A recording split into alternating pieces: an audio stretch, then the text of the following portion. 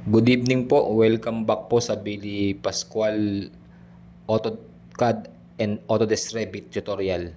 Good evening po dito sa Riyadh, Saudi Arabia. Topic po natin ngayon is AutoCAD tutorial topic number 16 about external references. Open po natin yung previous project namin sa Balagtas Station, project po ng DOTR. Under po siya ng PNR. At ang project po is North-South Commuter Railway Phase 2, Tutuban to Malolos. So, subcon po kami dito nung Sumitomo. So, kung mapapansin nyo, wala pa pong title block yung inopen natin na file ng Balagtas Station. So, command po tayo ng ER, meaning external references. Doon mapapansin nyo, may save path or file path dyan na kailangan natin i-upload kasi missing siya dito sa external references. So, open natin siya sa original folder niya na compilation ko. So, dyan po sa Balagtas Station, and then may specific na folder dyan kung saan siya original na nakasave. Mamaya papakita po natin, discuss natin yung ibang naka-attach naman na kahit sa ibang folder siya nakasave is mai-upload natin dito. So, lumabas na po yung title block na kung saan kanina isa hindi pa siya nakikita dito dahil sinadya ko po siyang hindi siya i-upload. So, i-upload pa lang po natin. So, nakikita nyo yung title block. Nandyan po yung project. And then, yung general contractor na si Sumitomo. Nandyan kung sino nag-drafter, approval ng engineer, check by. So, ito yung title ng project natin. Since nagkaroon po ako ng problema na hindi ko ma-retrieve yung sa Malolos Station kung saan yun ang station na nakatoka sa akin sa mechanical, electrical, plumbing, fire protection, and sanitary. So, kasamahan sa file po ito ng kasamahan ko. So, shout out kay Sir Neil na nakasama ko sa Kalumpit sa fabrication sa site office ng Sumitomo. Shout out sa iyo, sir. Siya po yung mentor ko dati na ubod din ang galing sa AutoCAD. So, yan po. I-try naman po natin i-load itong isang background ng architectural na separate siya ng file na dun din po siya nakasave sa original folder kung saan kasamahan niya kanina, kung saan nakasave yung title block na in-upload natin. So, yung caption ko po sa post ko kanina na nagpo-post po kasi ako ng next topic. Kumbaga parang glimpse nung ano natin, nung kumbaga sa pelikula para tayo may trailer ng bawat topic natin na kung saan ine-explain natin kung ano yung i-discuss natin. So, dito i-open po natin, i-upload po natin yung architectural background na naka-save dito sa kaninang nabanggit kong folder. Yung external reference po kasi, yun nga, kaya nga siya tinawag na external references dahil separate siya ng CAD file na pwede mo siyang i-link dito sa working drawing mo na ang kainaman po kasi dito is hindi na magagalaw. Hindi po siya naka-block, kumbaga naka-separate siya ng file na hindi siya magagalaw unless i-edit nung creator or nung author kung sino yung gumawa nung external reference na yon, na kung may sakaling pagbabago is may magpa-pop up po dito sa sa software mismo ni AutoCAD, or similar din po sa Revit na managed link naman ang term niya dun sa kabilang software ni Autodesk.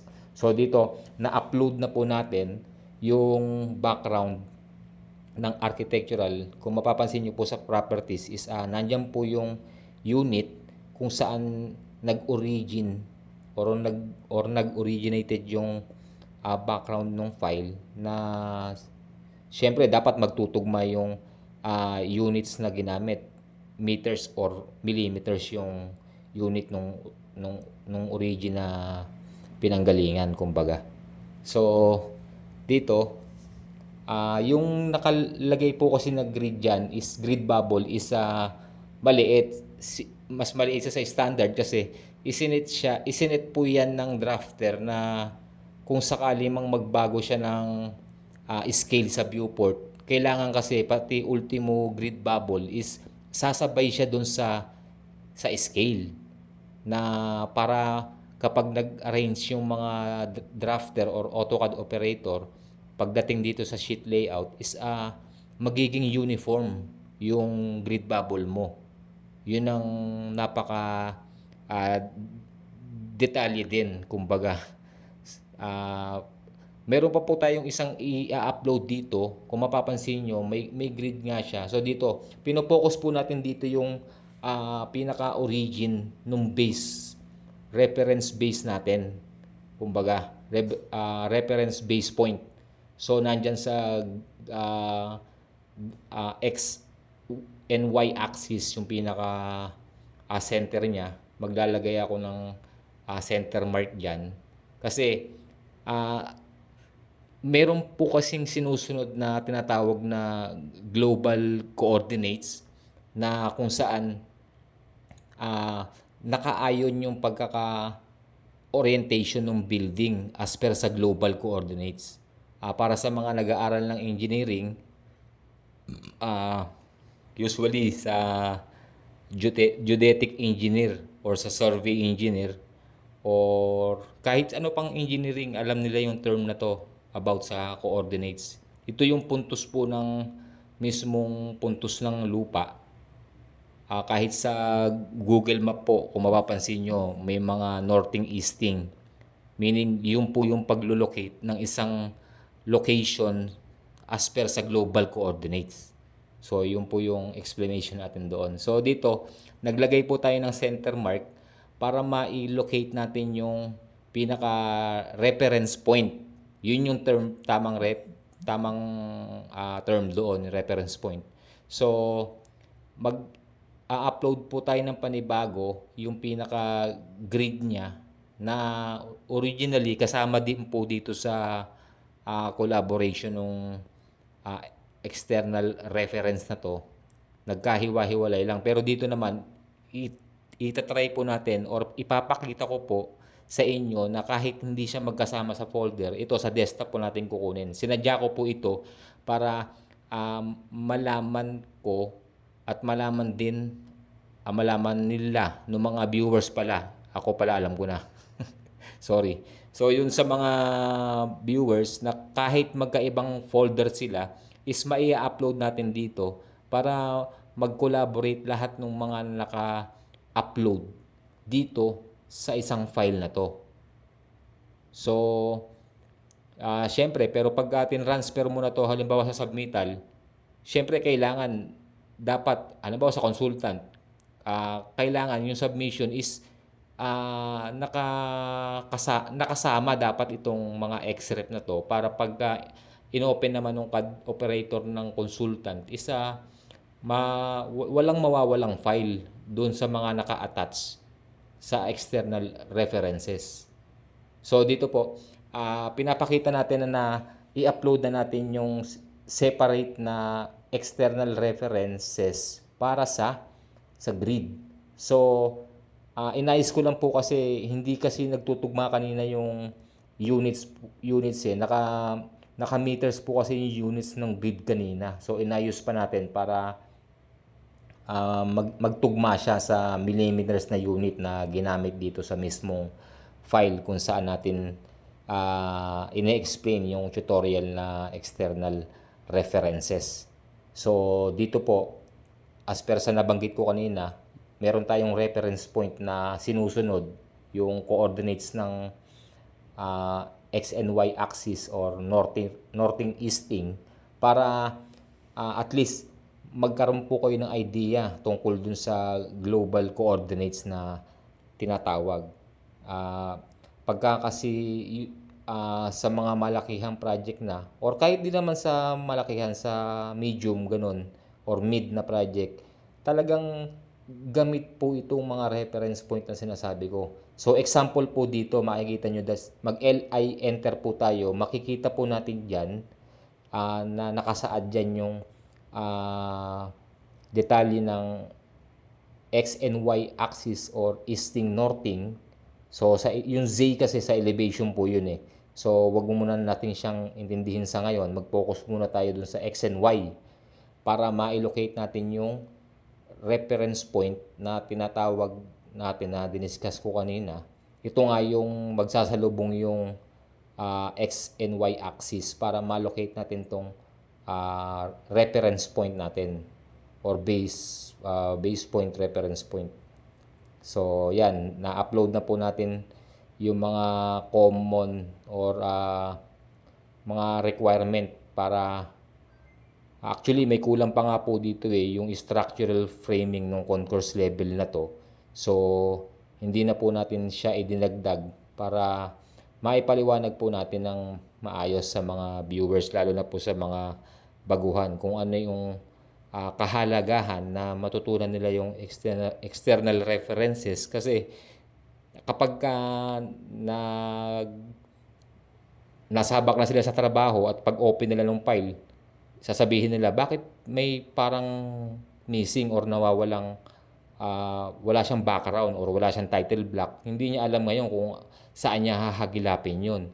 So dito, as per sa discussion natin, at least meron na pong magiging idea yung baguhan na drafter. So ulitin lang po natin, ER ang command, meaning external references or XREF sa abbreviation naman or command ni AutoCAD. So may mga file path po yan or save path na magiging guide mo kung saan mo siya hahagilapin or hahanapin yung file kung saan man siya nakasave. Pero pwede ka naman mag-save as long as matatandaan mo kung saan mo siya isi-save. Kasi pag niload mo nga siya at reload, may pagkakataon na maliligaw siya ng file path or save path eh. Kumbaga, yun yung gamit din po dito yung sa AutoCAD. Kung pwede natin ilagay sa title block, sa mga project standard kasama po yan na inilalagay siya sa title block na para madaling malocate nung drafter or nung AutoCAD operator kung saan ba nakasave yung mga pinaglo-load na external references para mai-load mo lahat ng mga kakailanganin mong reference. Kasi dito kasi pinakagamit yung architectural and structural background. Kasi nga, yung scope of work namin is mechanical, electrical, plumbing, fire protection and sanitary, or stands for MEPFS. So, yun po yung kahalagahan ng external references. So, sa tingin ko naman, na-discuss ko naman po ng maayos dun sa mga baguhan para at least magkaroon na sila ng idea pagka kahit sa sarili nila kung ano yung meaning ng external references. So, marami pa po itong klase. Hindi pa po dito matatapos yung topic na to kasi napakalawak din po nitong external references. Marami pa pong gamit yan. Isang example lang po yung ginawa natin na pwede siyang i-load at i-unload dito sa topic na ito. So, yun na lamang po sa ngayon at sana po suportahan niyo pa po ang mga next topic ko. Maraming salamat po. Billy Pascual po ulit. Maraming salamat.